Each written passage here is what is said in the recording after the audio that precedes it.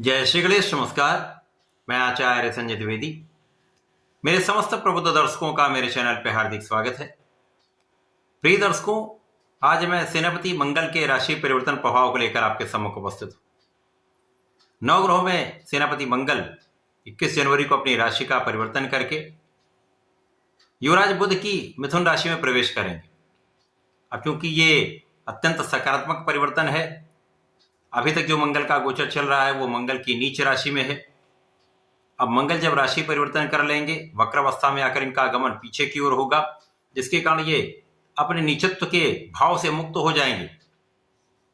और मंगल चूंकि ऊर्जा के कारक हैं, ऊर्जा दोनों प्रकार की होती है। नकारात्मक ऊर्जा होती है तो सकारात्मक ऊर्जा होती है। नकारात्मक ऊर्जा आपको नकारात्मक कार्यों में लगा जाती है तथा सकारात्मक ऊर्जा से आप सफलता की प्राप्ति करते हैं।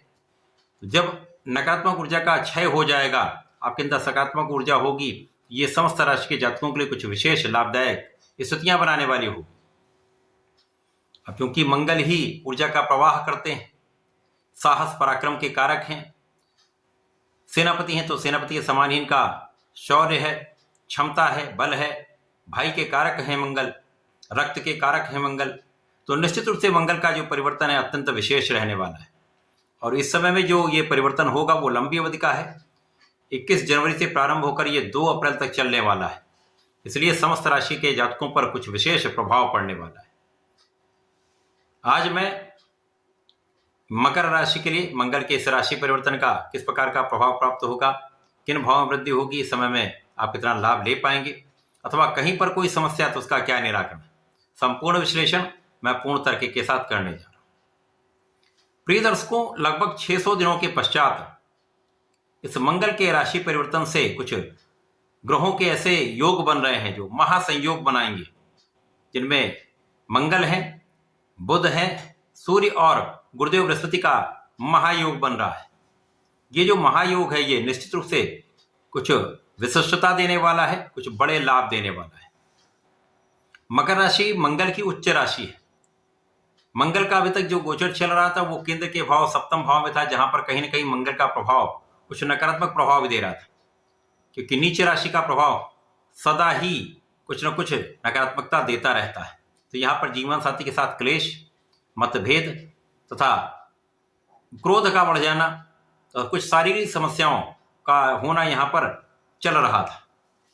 मंगल के राशि परिवर्तन से आपकी शारीरिक समस्याएं कम होंगी, जीवन साथी के साथ क्लेश कम होगा, क्रोध कम होगा, जिसके कारण आप पहले से अच्छा यहाँ पर आप कार्य भी कर पाएंगे, अपने जीवन में सकारात्मकता भी ला पाएंगे। यद्यपि ये गोचर आपके षष्ठम भाव में हो रहा है, षष्ठम भाव जो कि रोग ऋण शत्रु का भाव है, त्रिक भाव है, नकारात्मकता का भाव है, परंतु पहले से अधिक यहाँ पर आपकी स्थिति रहने वाली है। क्योंकि केंद्र के भाव में मंगल जाकर नकारात्मक हो जाएं, नकारात्मक ऊर्जा दें, सीधे लग्न पर प्रभाव डालें, उससे अच्छा ये षष्ठम भाव में रहकर कुछ विवाद होते हैं, कुछ ऋण बढ़ सकता है, यहां पर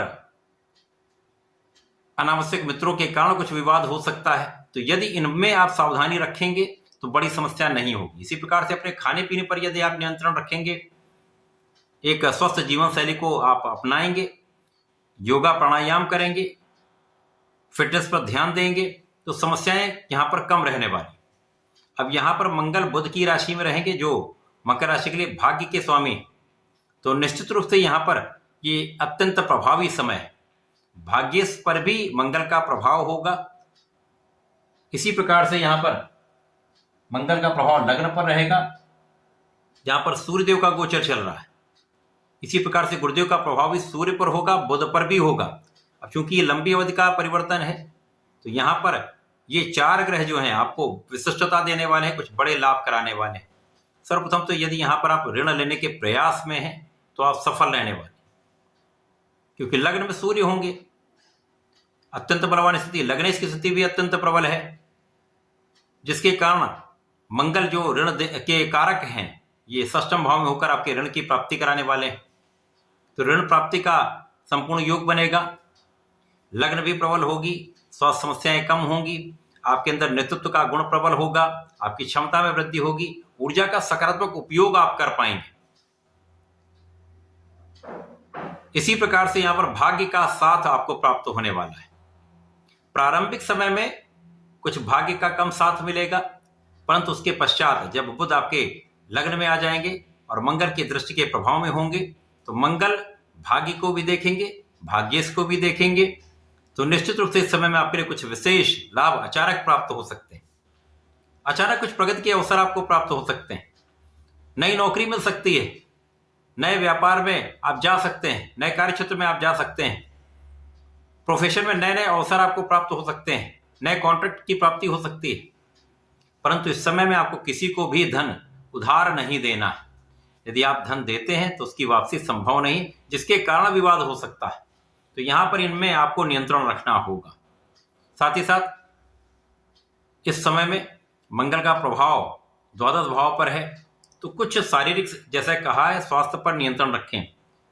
तो वह बढ़ सकता है, परंतु यदि आप स्वस्थ जीवन शैली को अडॉप्ट करेंगे तो समस्याएं कम होंगी। कुछ आपके मौसम के रोगों के कारण कुछ व्यय हो सकता है, कुछ कानूनी समस्याओं में व्यय हो सकता है, परंतु यहाँ पर लग्न अत्यंत प्रबल है, लग्नेश अत्यंत प्रबल है, जिसके कारण सफलता आपको प्राप्त हो, समस्याओं का निस्तारण होगा।